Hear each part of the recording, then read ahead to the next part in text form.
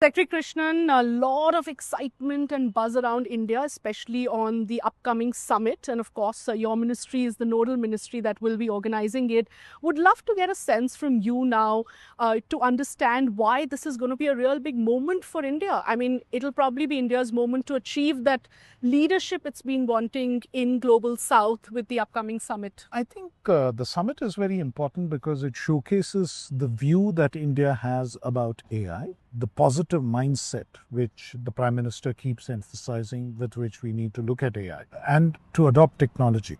We truly believe that this is the one opportunity that India has to adopt this horizontal technology, which could make all the difference in ensuring that India becomes a developed nation in about 20 years' time. So I think that is the crux of what it is, why we want to be there, why we want to adopt. The second part of it is that I think the approach that we have to the way that AI would be done in India, Right. the so-called India way, is something that fits very much for the Global South. And Yes. that is again something we would like to communicate, saying that we have a leadership role here. There is support that we can offer to many other countries in the world in the way that AI itself would be implemented. And that, I think, is something which is good for both those countries and good for India as well. And preparations are already underway, as we can see. But what would success look like for India as far as the summit is concerned and after the summit as well? I think the most important thing will be the outcomes. Right. The summit being well attended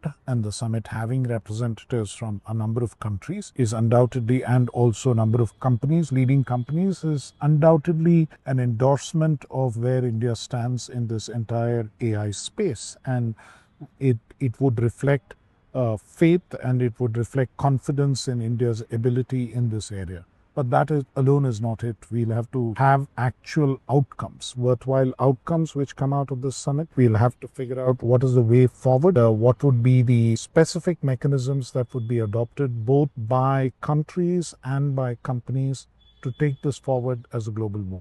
And when you say outcomes, what are the kind of outcomes you're referring to? Is it more on the policy front? Is it more on the adoption front? What would success look like on outcomes?